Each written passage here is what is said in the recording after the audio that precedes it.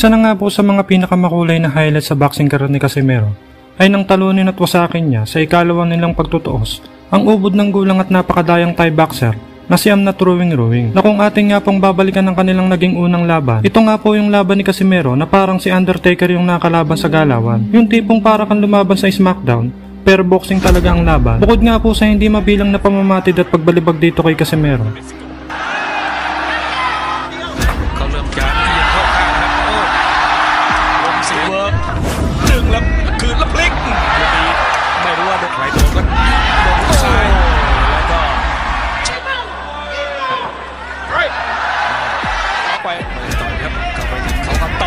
ต่อลำตัวโอ้โหใช้เหลี่ยมนี่อยากจะเข้าไปโดนดักแล้วครับสายแม่เอ้าล็อกแล้วต้องปล่อยจังหวะปล่อย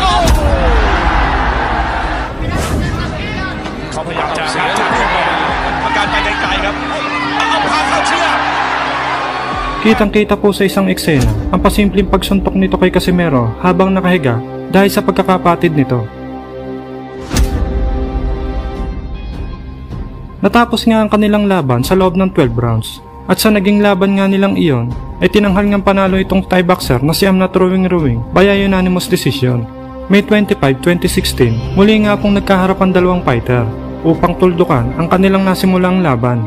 At sa laban nga po nilang iyon ay matagumpay na nakamit ni Casimero ang matamis na pagkapanalo via knockout sa ika-4 na round. Matapos tumama ang isang solidong left hook sa nguyang-nguyaan nitong Thai boxer at sa huling banat nga po ay ang pamatay na body shot.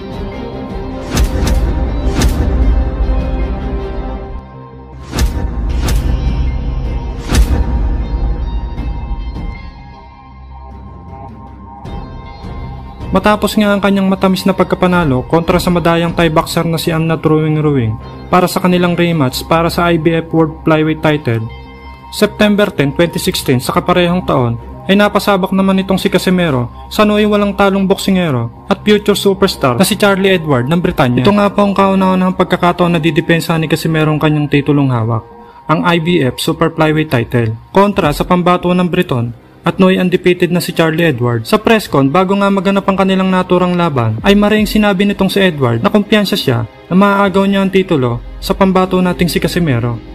I feel ready, I'm confident I can do the business. I've looked at Casimero and I really do believe that I'm going to take that title away from him and I'm going to take it in style. I'm going to introduce myself to the world scene on Saturday. Balikan po natin ang naging laban ng pambato nating si Casimero kontra sa pambato naman ng Britanya, ang undefeated British boxer na si Charlie Edward, na kung saan pinatikim nga ni Casimero ng unang pagkatalo. Sa pagsisimula ng kanilang laban, malulutong na kombinasyon agad ang pinakawalan ng pambato nating si Casimero. Samantalang itong si Edward ay puro jab at halatang naninimbang pa sa kanilang laban.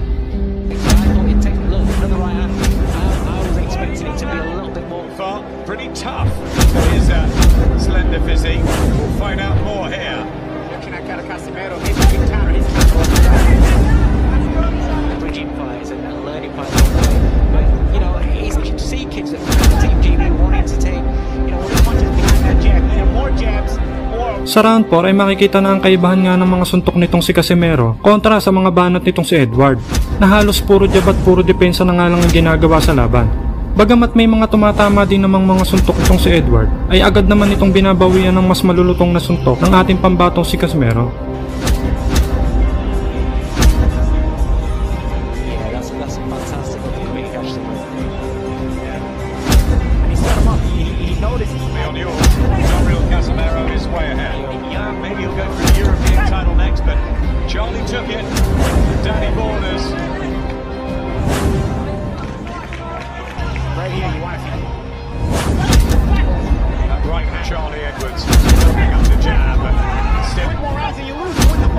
Dahil nga sa lakas ng mga binabatong suntok nitong si Casimero, round 7 ay halos hindi na makasuntok itong si Edward sa takot na matamaan ng isang solidong suntok ng ating pambato na si Casimero. Pero dahil sa hindi mapigil na pag-atake ng ating pambato ay halos mapalood na ito sa pag-ilag, makaiwas lang sa mga pinupukol ng mga suntok galing sa ating pambato.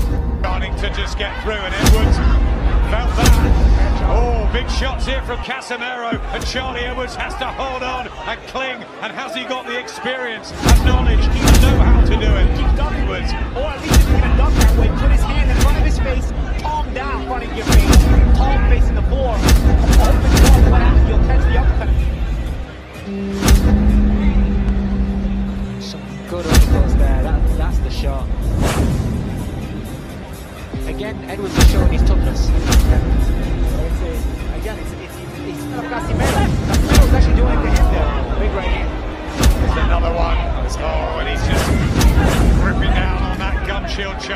Edwards many times. Using his legs. He's going to beat the willingness to win out of Trying to rat-a-tat, get the punches home. Not easy.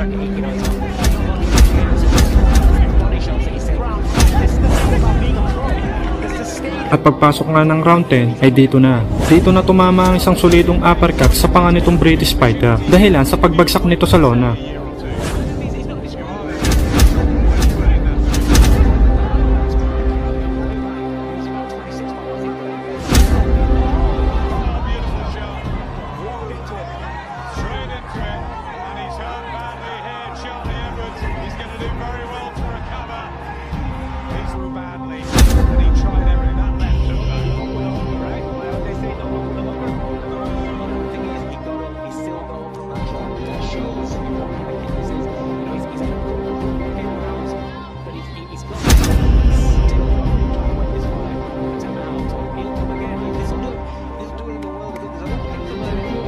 Nakatayo pa naman itong si Charlie Edwards, subalit makikita na talaga namang ininda nitong British fighter ang suntok na tumama sa kanya.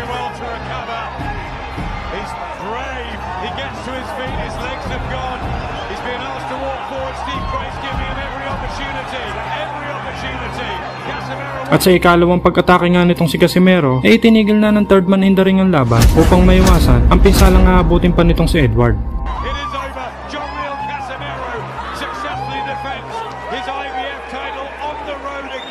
Ang panalong ito ni Casimero kay Edward ay naging una at huling pagdepensa nito sa kanyang IBF World Flyweight title na sa kalaunan ay kanya ring binitawan para umakyat ng Junior Bantamweight Division.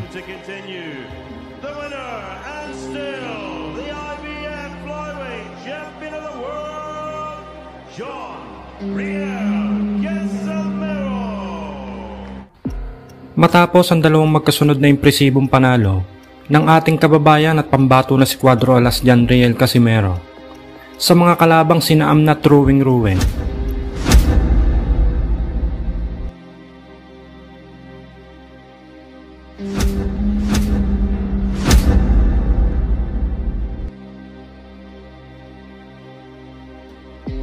Charlie Edward,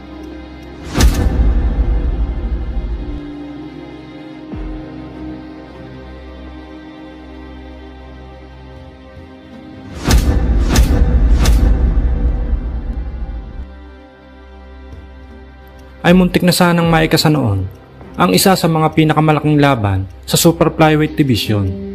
Ito nga po ay sa pagitan ng ating pambato na si Cuadro Alas at ng nooy pound for pound king na si Roman Chocolatito Gonzales. Ngunit sa kasamang palad nga po ay hindi ito natuloy matapos malasap ni Gonzales ang kanyang kauna-unahang pagkatalo sa kamay ng underdog na Thai fighter na si Srisakit Sorrung Bisay.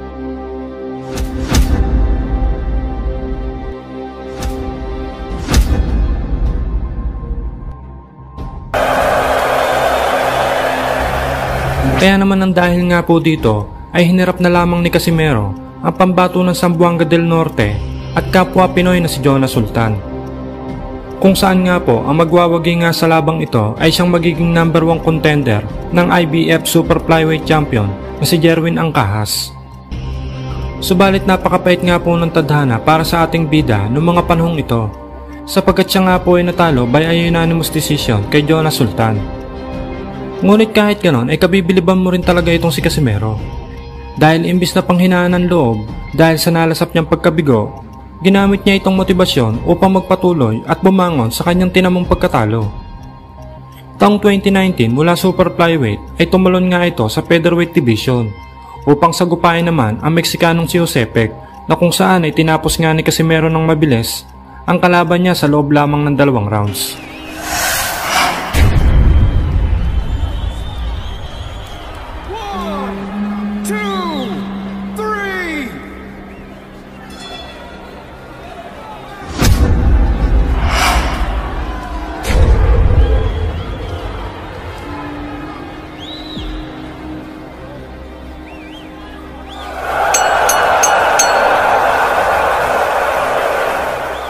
Matapos nito, 1 taon lang ang nakalipas ay muli itong bumaba ng dibisyon patungong bantamweight upang sunod namang sagupain ang Japanese fighter na si Kenya Yamashita.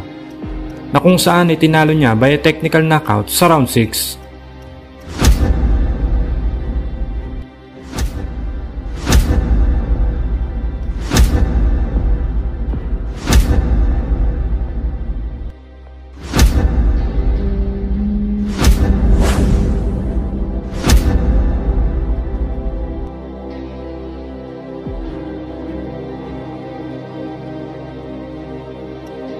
At dahil nga po sa impresibong panalo ng ating bida, ay naging daan ito para magkaroon siya ng pagkakataon sa WBO Interim Bantamweight title.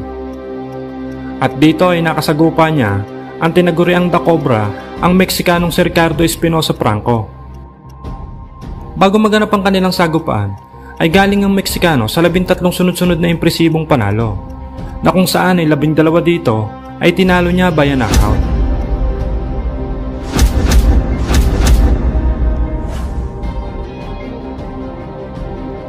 Naging WBO Latino Bantamweight Champion taong 2018 matapos niyang talunin ang Amerikanong si Daniel Lozano via technical knockout sa loob lamang ng 2 rounds. May impresibong record na 23 wins, 20 knockouts at 2 talo lamang, at may napakataas na 73% knockout ratio. Kaya naman masasabi nating napakabigat na laban ito para sa ating bida. Subalit sa mismong laban ay tila nagmukhang mahinang nilalang ang knockout artist na Meksikano. Sa sabayan ng dalawa ay makikita ng mas angat ang mga suntok ng ating bida.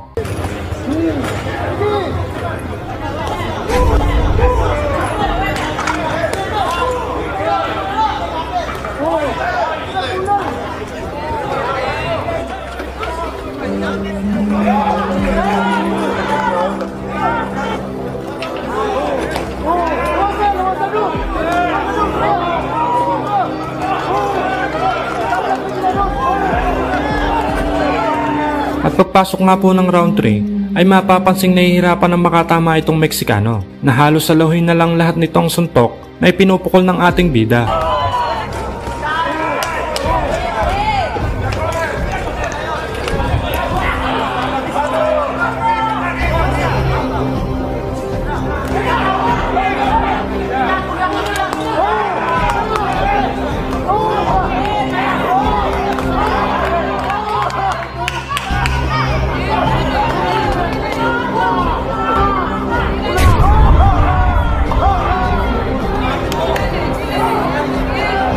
At pagsapit ng round 6 ay dito na unti-unting lumambot ang tigasing Meksikano dahil sa walang humpay na birada ng ating bida, bumagsak nga ito matapos tamaan ng magsunod na right hook.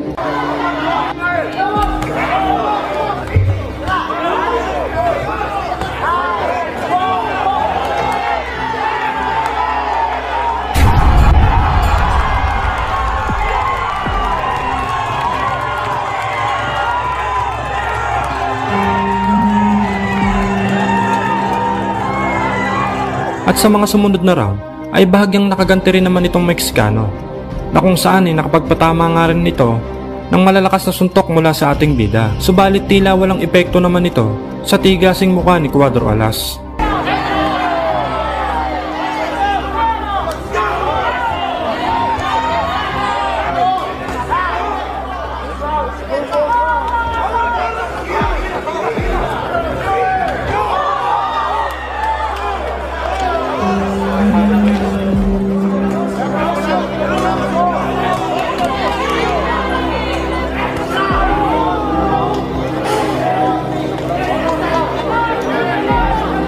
At pagsapit nga po ng round 12, ay dito na tuluyang tinapos ni Cuadro Alas ang paghihirap nitong si Ricardo Espinosa na kung saan ay nanalo nga po ang ating bida via technical knockout.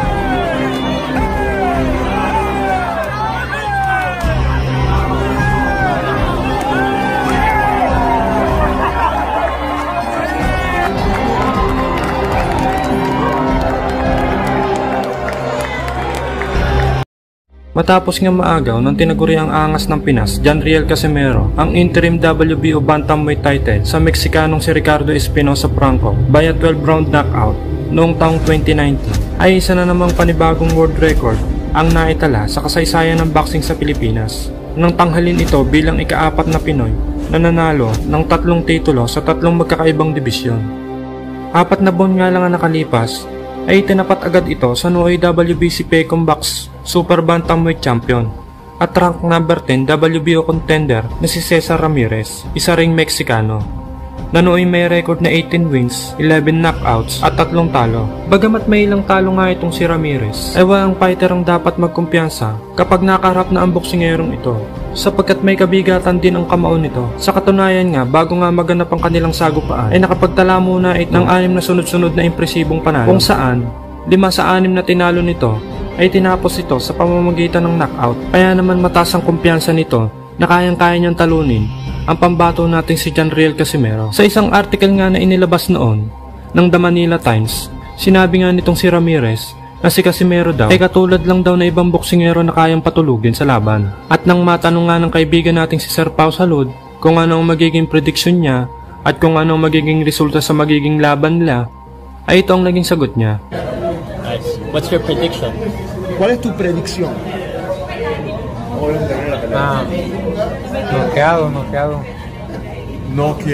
Knockout. Don't need interpretation. Alright, well, good luck. Nakadagdag din sa kumpiyansa nito ang pagpalya sa pagkuha ni Casimero ng kanyang timbang sa kanyang weigh-in, sapagkat sumobra ito sa 118 pounds bantamweight limit. Mabuti na nga lang at nagawan pa rin ito ng paraan ng kampo ng Pinoy champion. Yun nga lang, makikitang sobrang drain ng katawan nito at halatang nanghina ng gusto. Ang kanilang sagupaan ay naganap sa San Andres Sport Complex, Malate, Manila, kung saan ang magwawagi nga sa labang ito ay siyang makakalaban ng WBO Bantamweight Champion na si Sulani Tite. Sa mismong laban, bagamat kita na medyo nanghina dahil sa pwersahang pagbabawas ng timbang nitong si Casimero, ay determinado itong makagawa ng isang impresibong panalo sa harap ng mga kababayan nating Pilipino. Lalo na't sa labang iyon ay personal na nanood ng laban ang ating pambansang kamao Manny Pacquiao. Sa mga unang round pa nga lang ay nagpakita na agad si Casimero sa harap ng mga Pinoy boxing fans. Kaliwat ka ng mabibigat na suntok agad ang pinakawalan nito. Kaya naman dahil dito ay tila bahagyang napatras itong si Ramirez matapos maramdaman ang lakas ng pambato natin si Janriel Casimero. As we get into the last. But right now, Ramirez is fighting. He looks very tentative at this stage. Yes. We're talking of Ramirez. Free to the public. Free to the public. Here we go. Maybe a bit of a problem here for Casimero, especially if Ramirez put a lot of pressure on Ramirez. More aggressive to solidify his control of the fight. Let Ramirez feel his power early on. At pagpasok ng round 3, naka-score ng knockdown nitong si Casimero matapos tumama ang isang solidong counter left hook sa mukha nitong Meksikano. Hello to all our viewers from around the world. Also hello to Mrs. Measuring his opponent. He's moving in, but he's got to be careful. Ramirez looking to counter. Quick movements there from Casimero. Once he comes charging in, it can't just be one shot. It just can't be the right hand. That time, a nice left hand. that was a beautiful knockdown. left That's hand. a knockdown. Beautiful left hand. Nice counter there, perfectly timed. And Ramirez says, you know, sometimes when you get hit in the start, really waiting for the right. And that wrestling move ends. Ramirez scoring with the right hand. So Ramirez misses, and then Casimero perfectly times that left, and you can see his knees buckled and he just went down. And then he has not. Ngunit tahanga ka rin talaga dito kay Ramirez dahil imbis na manghina dahil sa tinamong pagkaka-knockdown ay tila mas lalo pa itong nag-iinit sa laban. Ipinakita nito ang pagiging dugo ng isang Mexican fighter. Nakipagsabayan nito sa ating bida, kaya naman bagya itong nakabawi sa mga sumunod na rounds. Mexico Still in round number 4. Now in round number 5, there's a slip. There's a slip. Oh, they call a knockdown. They They call a knockdown. Ramirez is not happy with that call. Oh, they call a But he knockdown. takes it. Well, that was a flash knockdown, but 2 knockdowns for the Filipinos so far. Nice right hook there. that's a big one. That's a big punch. Here, another right. Oh, What a nice shot. wow, solid right from the Mexican. Ooh, now that got Casimero's attention. Yeah. This is getting interesting, Canito. And both fighters now throwing bombs. Whoa. This is the kind. Now combinations Yeah, in this he's same gonna want round. to get back. Shots. There he is throwing his left and right. Casimero's holding on. Oh, Casimero with his back. Oh, it was a hit in the back of the head.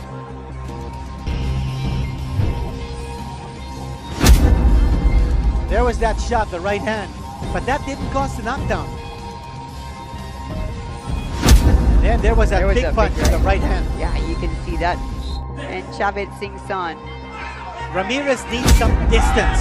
A nice shot to the body by Casimero that time. Put the Mexican away. Oh, nice shot. that was a big right from Ramirez. That time Oh, he had his another distance. right. Oh, Ramirez now pouring it on. Big round here for Ramirez. Mexican corner getting really excited. Another strong right from the Mexican. Pouring it on, Canito, right here. Big round here for Ramirez. That time Casimero throwing the right hand. Crowd loving the action. This fight is not going to go to distance. No, Nice both. shot. Casimero throwing one punch. At pagsapit nga ng round 7, ay dito na. Dito na nakaganti ang ating bida, matapos mapansin na tila naubusan na ng hangin itong si Ramirez. Kaya naman, wala nang sandali pang inaksaya ang ating pambato at agad binanatan ang dayong Meksikano. Exactly. He's been down twice. He knows Oh! points. Wow! There we go. That was a solid right from Casimero. And Ramirez holds on. Whoa! Both fighters are down. Referee pulling them apart. He's having difficulty breathing because of the... Oh, another solid right from Here we go. Casimero. And he's down. Oh. He's down. They're going to call a knockdown. Wow. A solid Casimero flurry. went through the ropes there. But Casimero needs to be in a neutral corner. There's blood. Oh man, it is all hard now Yeah. for the Mexican. Oh! Another, oh boy! One more big punch. And watch it right here. Oh, there's another big left there from Casimero. That was the big punch, the right hand. And then Casimero, as we were saying, he needed to crowd Ramirez, get into his chest. And a big punch there. And the crowd is on for a couple of big ones. He's looking for the coup de grace. He's looking to win this fight. Oh, nice! Nice shot there by Ramirez. Ramirez fights back. Oh, look at how he catches their breath. Oh, solid nice. uppercut. Casimero, now those. Oh, nice shot. That was a solid right from Right hand. And Casimero. answers back. Beautiful. Upstairs hitting from the Philippines.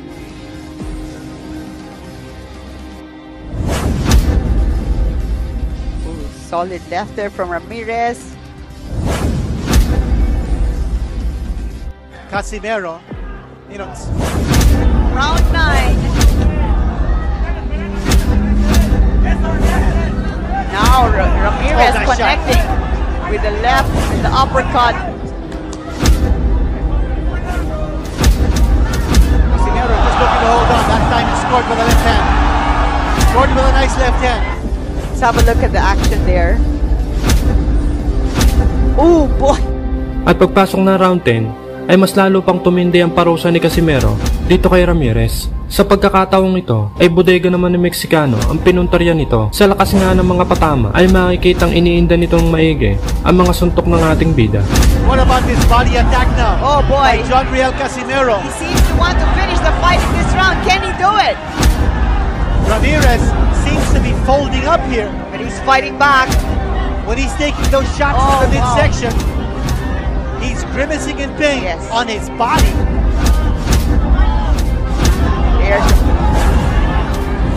Oh.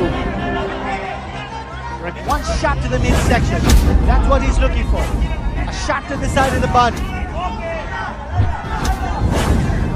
But make no mistake about it. Oh, down! It's down! It's down! And I think it's out! It's over! Seal the win for the Filipino. Big shot right there. Boom. And then the right hand. Mouthpiece off. Pushes him back and then boom. Solid right it was. Nothing left. The reliable and his right. eyes were gone. I was actually looking for a body shot to end it. But you know, the situation presented itself. Dahil sa impresibong panalo nitong si Casimero, ay natuwa ang ating pambansang kamao. Dahil sa magandang performance nito, tagumpay nitong nadepensahan sa kauna-unahang pagkakataon ang kanyang WBO interim title. Maraming pong salamat sa inyong pagsuporta sa ating munting channel.